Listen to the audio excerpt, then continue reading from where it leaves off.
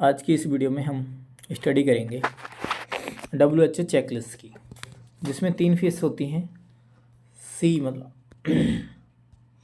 3 face होती है। सी मतलब साइन इन, SI मतलब साइन इन। ये कब करना होता है? Before anaesthesia given. Time out before incision, यहीं पे हमें क्या देनी होती है? एंटीबायोटिक भी देनी होती है। Sign out before OT leaving, before OT leaving. Before incision हमें क्या करना है? टाइम आउट फेस होती है, क्या करना है? बिफोर इंसिजन हमें एंटीबायोटिक देना है। Also given antibiotic within 60 minute. और prior to given anaesthesia, anaesthesia से पहले हमें क्या करना है? Sign in prior to anaesthesia.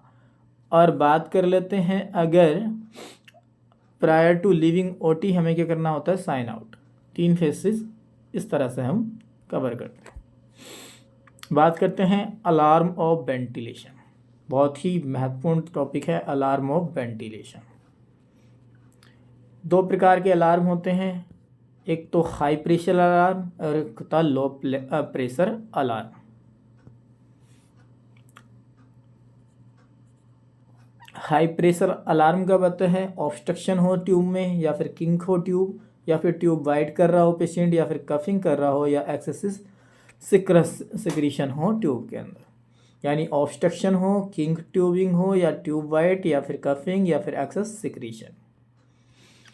Low pressure alarm कब आता है? जब ट्यूब डिस्कनेक्ट हो गई हो, या लीकेज हो, या ब्रेक हो, या फिर सर्किट डिस्कनेक्ट हो गया हो। या तो ट्यूब डिस्कनेक्ट हो गई, या वेंटिलेटर डिस्कनेक्ट हो गया पेशेंट से, लीकेज हो गया, ब्रेक हो गई सर्किट, और डिस्कनेक्ट हो गया। SIMB की बात करते हैं तो SIMB का फुल फॉर्म क्या है? Synchronise intermittent mandatory ventilation, not mechanical, but it is mandatory ventilation.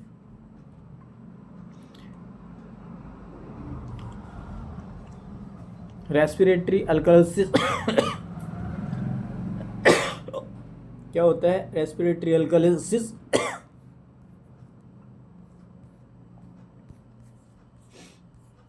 pH का लेवल इंक्रीज हो जाता है, PCO2 का लेवल डिक्रीज हो जाता है। रेस्पिरेटरी अल्कोलिसिस में pH का लेवल इंक्रीज हो जाता है, PCO2 का लेवल डिक्रीज हो जाता है। और ये किन किन केसेस में हो सकता है? High grade fever, pain, hypoxia, जो इनिशियली हाइपोक्सिया होता है उसमें भी रेस्पिरेटरी अल्कोलिसिस हो सकता है, एंजाइटी में हो सकता है। और oral care is most important for mechanical ventilator पे जो भी पेशेंट हैं उनके लिए ओरल केयर मोस्ट इम्पोर्टेंट है। एक क्वेश्चन है, the nurse is monitor a patient receiving PEEP therapy. जो पेशेंट क्या कर रहा है? पीप थेरेपी रिसीव कर रहा है। Which potential complication should the nurse closely monitor. मतलब पीप थेरेपी पे जो पेशेंट है वेंटिलेटर पे, पीप थेरेपी चल रही है, पोटेंशियल कॉम्प्लिकेशन क्या होगा जिसको नर्स को मॉनिटर करने की ज़रूरत है? तो डिक्रीज कार्डिक आउटपुट। और डिक्रीज कार्डिक आउटपुट क्यों होता है? जैसे कि ये मेरे ट्रेकिया, ये मेरे लंग्स, और ये आपका हार्ट, ठीक है। और पीप हम देते हैं तो पीप क्या करता है? हमारा वैलून में प्रेशर लगाता है। वैलून मतलब एल्वुलाई में प्रेशर लगाता है, जिसकी वजह से मेरे लंग्स जो ज़्यादा एक्सपेंड होने लगते हैं, मोर एक्सपेंड होने लगते हैं। यानी इनका एक बार पीप अगर एक बार जनरेट हो गई तो फिर उसमें जैसे रिजाइडल वॉल्यूम, जैसे कि गुब्बारे में गैस भरते हैं ना, अगर एक बार भर दी तो दोबारा से उसको फुलाने में आसानी होती है।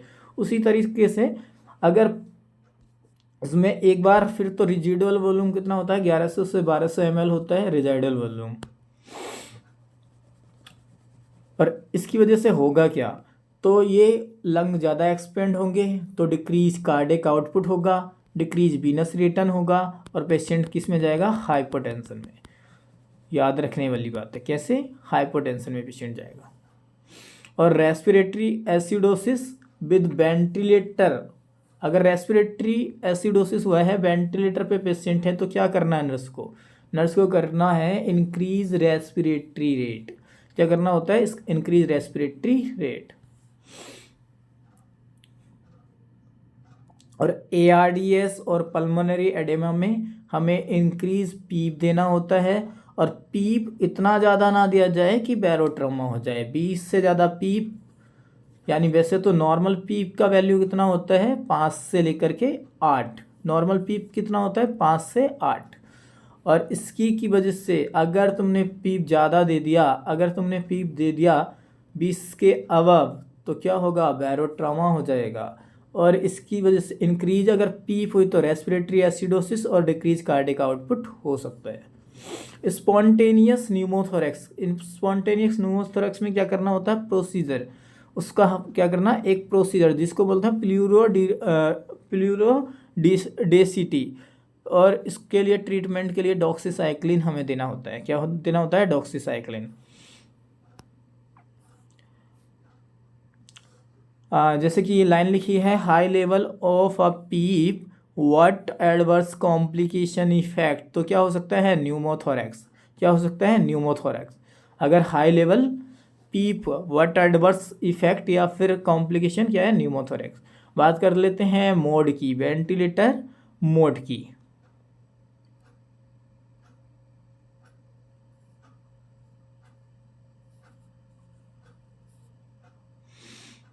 तो वेंटिलेटर मोड में दो प्रकार के मोड होते हैं, एक तो प्रेशर और एक वॉल्यूम।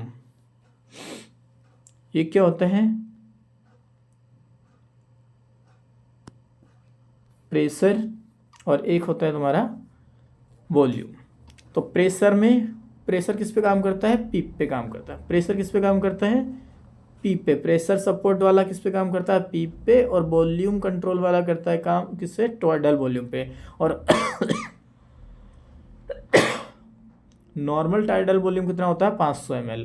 और अगर हमें एक पेशेंट को देना होता है तो 8 to 10 ml पर kg के हिसाब से देना होता है। कितना डिलीवर करना है वो अकॉर्डिंग टू वेट होता है। नेक्स्ट मेरा क्वेश्चन है, ए nurse is monitor a patient on went, A nurse is monitor on A patient on volume control ventilation. किस पे? वॉल्यूम कंट्रोल वेंटिलेटर पे। The patient is agitated and the working the ventilator, what is the nurse priority? Nurse की priority क्या है? Priority action क्या है? यानी एक नर्स मॉनिटर कर रही है पेशेंट को जो कि वॉल्यूम कंट्रोल वेंटिलेटर पे है, और द पेशेंट एजिटेटेड हो रहा है और वकिंग कर रहा है द वेंटिलेटर पेशेंट के लिए नर्स का प्रायोरिटी एक्शन क्या होगा? तो क्या करना होता? Assess the patient pain and the comfort level. Assess the pain and the comfort level, क्योंकि पेशेंट को दिक्कत हो रही है इसलिए वो कर रहा है, एजिटेट हो रहा है। और नेक्स्ट मेरा क्वेश्चन है, ए पेशेंट विद COPD, ठीक है, ऑन मैकेनिकल वेंटिलेटर, ठीक है, which ventilator setting should be adjusted to prevent air trapping? Air trapping के लिए, अगर एयर ट्रैप कर रहा है पेशेंट तो उसके लिए कौन सी हमें सेटिंग को वेंटिलेटर में चेंज करना होता है? तो डिक्रीज रेस्पिरेटरी रेट। क्यों डिक्रीज रेस्पिरेटरी रेट? इसलिए करना होता है कि SpO2 जो है इन COPD पेशेंट में कितना रखना होता है हमें? 88 to 92। कितना रखना होता है? 88 to 92।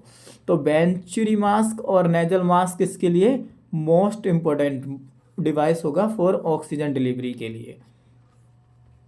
किसके लिए? जो पेशेंट वेंटिलेटर पे नहीं है। याद रखना, वेंटिलेटर पे वेंचुरी मास्क से या फिर नेजल प्रोंग से मत देना। A nurse is caring for a mechanical ventilator patient who suddenly develop a shark fin, यानी एक शार्क फिन की तरह, क्या? Wave on capnography, what is the most likely cause? इसका मोस्ट लाइकली कोज क्या हो सकता है?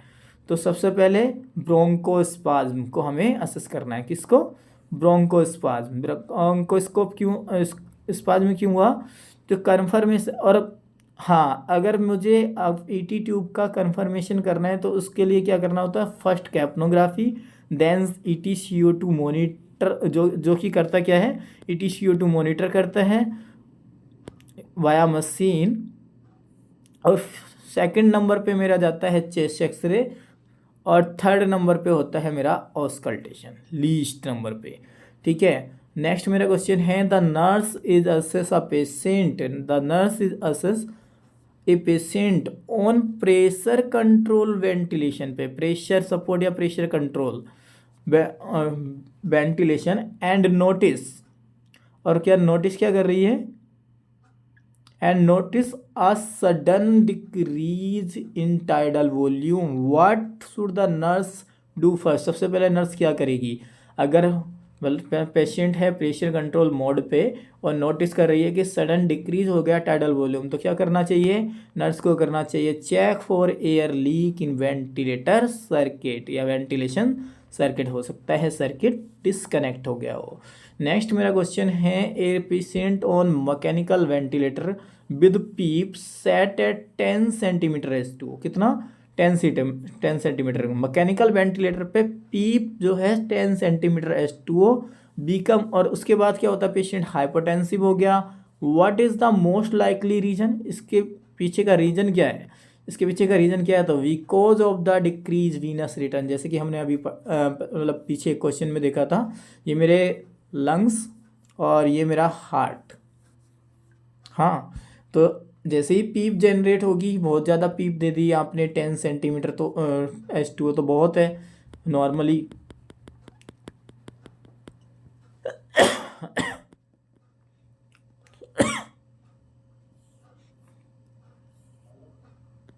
तो फिर क्या होगा, कार्डिक आउटपुट डिक्रीज होगा, सो हाइपोटेंशन होगा, और क्यों होगा, क्योंकि डिक्रीज हो गया मेरा वीनस रिटर्न, वीनस रिटर्न भी डिक्रीज हो गया। तो नर्स को क्या चेक करना है, क्यों हो रहा है कि ये, because the decrease in venous return. और बैप के लिए प्रिवेंशन की बात करें, प्रिवेंटिव मेजर क्या होते हैं, तो follow the head oral, follow the VAP bundle, और उसके बाद ओरल हाइजीन, अगर वेब बंडल नहीं है तो हाइजीन, ओरल हाइजीन किससे करना होता है, क्लोरहेक्सिडिन से, किससे करना होता है, क्लोरहेक्सिडिन से।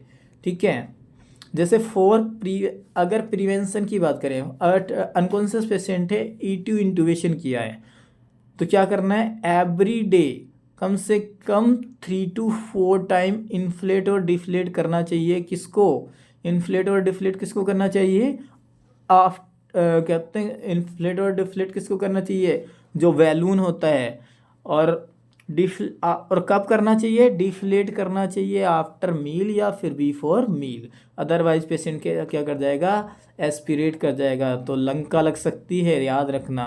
तो फॉर प्रिवेंशन ऑफ TF मतलब ट्रैकियोएसोफेजियल फिस्टुला, क्या करना होता है हमें, एवरी डे कम से कम 3 से 4 बार पेशेंट का जो बैलून है ईटी ट्यूब का, उसको डिफ्लेट और इन्फ्लेट करना चाहिए, चेक करना चाहिए।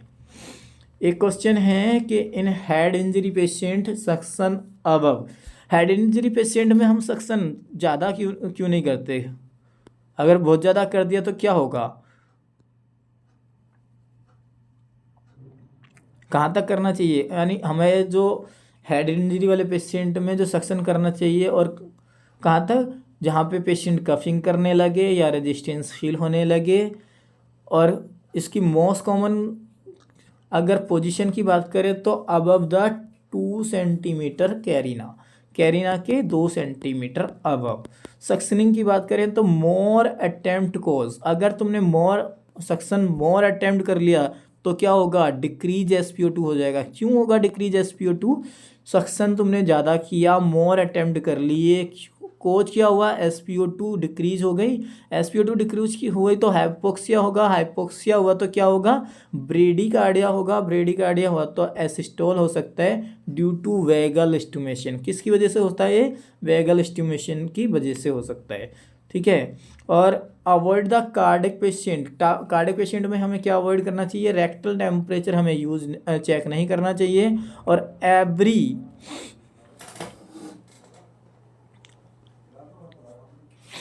और कॉन्स्टिपेशन में, और कॉन्स्टिपेशन भी इस पेशेंट को नहीं होने देना चाहिए। क्यों क्यों नहीं होने देना चाहिए?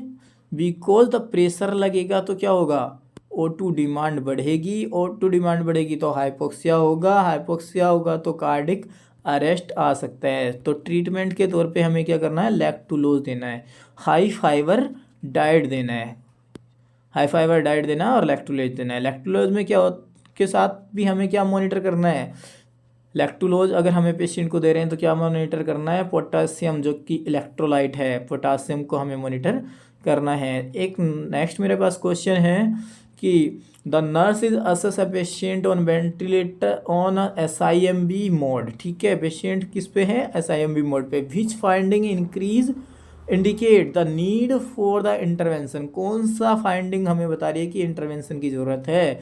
तो ऑप्शन ए है patient is breathing above the set ventilator rate, या तो इसमें क्या SIMB मोड पे है पेशेंट तो उसके लिए finding indicate the need for the intervention, intervention करने की क्या ज़रूरत है, कौन सा ऑप्शन हमें ये कह रहा है? तो a patient breathing above the set of ventilator rate, no, या फिर a patient using the accessory muscle to breathe, या using two accessory muscles to breathe. और नेक्स्ट ऑप्शन है मेरा सी नंबर, तो क्या है, patient is oxygen saturation is 95% on 40% of IO2।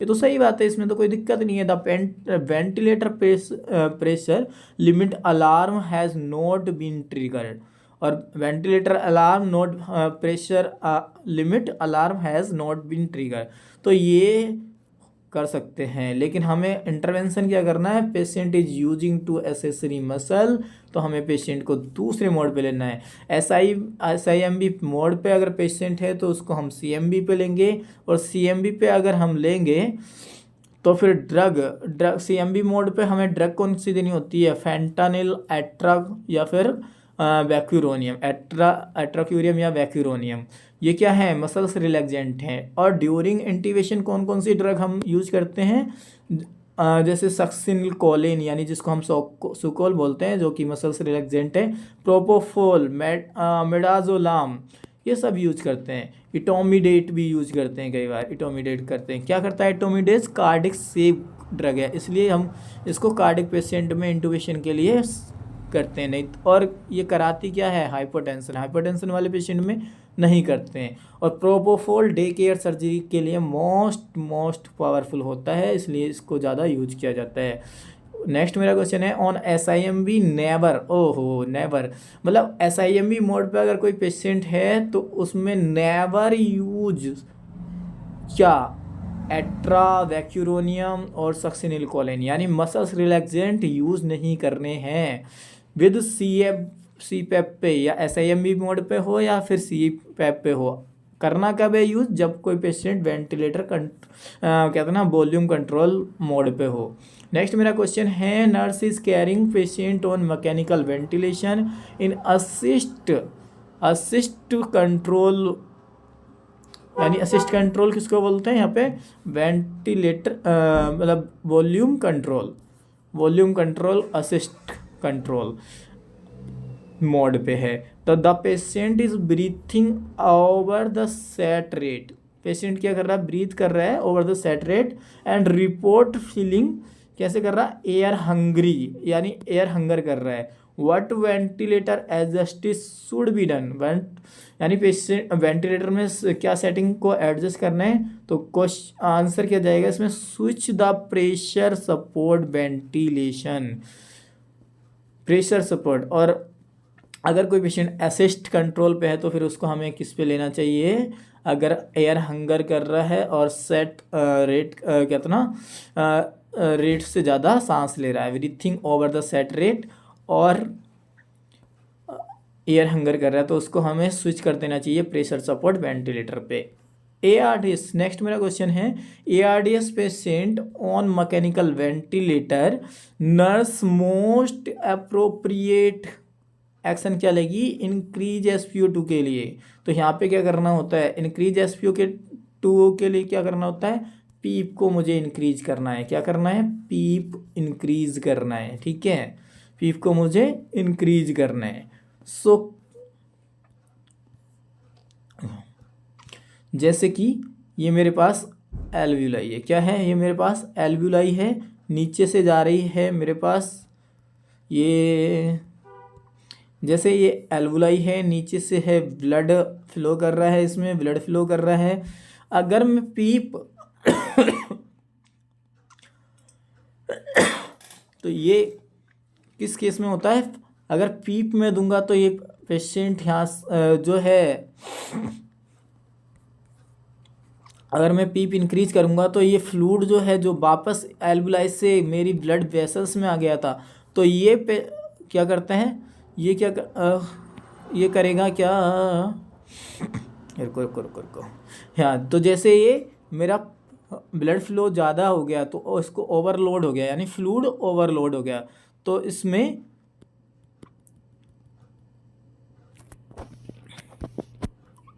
ओहो ये क्या हो रहा है, फ्लूइड ओवरलोड हो गया। तो फ्लूइड ओवरलोड में क्या हुआ है, इफ द ट्रांसफ्यूजन, तो फ्लूइड ओवरलोड के केस में करना क्या होता है, फ्लूइड ओवरलोड हुआ, इसमें फ्लूइड ओवरलोड हो जाएगा तो पीप से वो ठीक हो जाएगा। मेन चीज़ ये है, इसका रैशनल तो यही है। और फ्लूइड ओवरलोड अगर हो तो हम उसको कई बार क्या करते हैं, ट्रांसफ्यूजन भी करते हैं। If transfusion half of the blood given Lasix, Lasix क्यों दिया जाता है? इसीलिए दिया जाता है कि पेशेंट को अगर हम ब्लड दे रहे हैं, वॉल्यूम दे रहे हैं, तो उसको ओवरलोड ना हो जाए, इसलिए वो बॉस आउट हो जाए। लेकिन हमें वॉल्यूम दे रहे हैं, लेकिन वॉल्यूम को कंट्रोल भी करना है, ठीक है। So captain mind not more PEEP increase, और ये याद रखना चाहिए कि बहुत ज़्यादा पीप को इंक्रीज नहीं इंक्रीज रेट में नहीं देना चाहिए, अदरवाइज बैरोट्रमा हो सकता है, प्रिवेंट पल्मोनरी एडेमा, और जिसकी वजह से हम क्या कर सकते हैं, प्रिवेंट कर सकते हैं पल्मोनरी एडेमा को। नेक्स्ट मेरा क्वेश्चन है, a ventilator patient suddenly develop subcutaneous emphysema and drop SpO2, और क्या कर रहा है, ड्रॉप कर रहा है, डिक्रीज कर रहा है SpO2। What is the state of nurse immediate action, nurse का इमीडिएट एक्शन क्या होगा? तो क्या करना है, assess for the pneumothorax, if क्या करना है, एसेस करना है न्यूमोथोरैक्स को, क्या करना है, न्यूमोथोरैक्स को एसेस करना है, क्योंकि ये हुआ क्यों है, it is due to increase PEEP के कारण हुआ है, ये इंक्रीज पीप के कारण हुआ है, ठीक है। एक नेक्स्ट मेरा क्वेश्चन है, a patient is on mechanical ventilator experience metabolic alkalosis, क्या कर रहा है, मेटाबॉलिक एल्कोलोसिस एक्सपीरियंस कर रहा है। What ventilator setting should be adjusted first, तो सबसे पहले अगर पेशेंट मेरा मेटाबॉलिक एल्कोलोसिस में, तो उसको में क्या करना होता है, रेस्पिरेशन रेट को डिक्रीज कर दो, तो क्या हो जाएगा, वो एसिडोसिस में जाएगा, तो डिक्रीज द रेस्पिरेशन रेट, क्या करना है, रेस्पिरेशन रेट। और मेटाबॉलिक एल्कोलोसिस क्यों हुआ, किस किस चीज़ में होता है, पेन में, हिस्टीरिया में और हाई ग्रेड फीवर में। ये क्यों होता है, इंक्रीज हो जाता है RR इंटरवल, इंक्रीज हो जाता है क्या मेरा, RR इंटरवल इंक्रीज होता है due to hyper ventilation, due to hyper ventilation increase हो जाता है क्या मेरा high RR rate, RR interval. और नॉर्मल पीएच की बात करें तो कितना होता है, 7.35 से 7.45। नॉर्मल PCO2 की बात करें 35 से लेकर 45 mmHg। बाइकअप की बात करें तो 22 to 28। और हम अगर मेटाबॉलिक, हम अल्कालोसिस में अगर हम क्या करें, मेटाबॉलिक अल्कालोसिस में हम अगर रेट को डिक्रीज कर देंगे तो CO2 बॉस आउट हो जाएगी, जिसकी वजह से पेशेंट का जो है CO2 रिटेंट नहीं होगा और CO2 बॉस आउट हो जाएगी अल्कालोसिस में। ये पेशेंट विद एक्यूट, यानी एक पेशेंट है ARDS का, acute respiratory distress syndrome, which of the following ventilator strategy, which of the following ventilator strategy recommended to improve oxygen rate, oxygen and reduce lung injury के लिए, reduce lung injury के लिए क्या करना चाहिए, तो ये ही करना है मुझे, low tidal volume and high PEEP से बचना है, लो टाइडल वॉल्यूम और हाई पीप से बचना है। सॉरी कहाँ गया, हाँ, तो a patient with ARDS on of the following ventilator strategy recommended to do improve oxygen and the reduce lung injury के लिए लो टाइडल वॉल्यूम देना है और एंड हाई पीप करना है। तो नेक्स्ट मेरा क्वेश्चन है, which of the following is a complication associated with high grade tidal volume with mechanical ventilator. तो which of the following is a complication associated with high tidal volume, high tidal volume अगर मैंने दे दिया तो अगर volume मैंने tidal volume कितना दे दिया high, अगर पेशेंट किस में है, वेंटिलेटर पे है, तो क्या कर सकता है, क्या कुछ कर सकता है, वैरोट्रोमा जो कि पीप के बढ़ने से भी होता है। और अगर हम किसी पेशेंट को यानी अगर when inserted ET tube into trachea, उसको क्या कहते हैं, इंटूबेशन कहते हैं, उसको क्या कहते हैं, intubation. When removing the ET tube is called extubation. अगर हम रिमूव कर रहे हैं ET ट्यूब को तो बोलते हैं एक्सटूबेशन। TT रिमूव तो यानी TT ट्यूब यानी टेकोस्टमी ट्यूब को रिमूव करने के लिए हम क्या वर्ड क्या यूज करते हैं, डीकैनुलेशन यूज करते हैं। इफ़ री इंटूबेट करना है, अगर री इंसर्टिंग द ट्यूब करना है तो उसको हम बोलते हैं reintubate. Thank you so much. आज की वीडियो में हमने वेंटिलेटर के बारे पढ़ा। इसमें जो सब अगर आपको कोई लग रहा है कि कोई डाउट है तो आप कमेंट बॉक्स में लिख सकते हैं और हम आप उसको का रैशनल देंगे। Thank you so much. और अभी तक अगर मेरे चैनल को सब्सक्राइब नहीं किया है तो चैनल को कीजिएगा सब्सक्राइब और बेल आइकन को दबाना ना भूलें।